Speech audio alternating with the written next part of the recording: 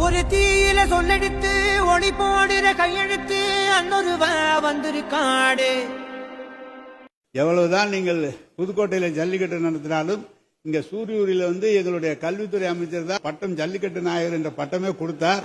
பல போர்பட இருக்கலாம், எதிர்பார்த்தது இவனத்தான் ஒருவ வந்திருக்காடு. களமோ அவன் மூச்சரிய மயிர்கால்களும் கூச்சரிய வச்சம் அவன் வந்திருக்காடு.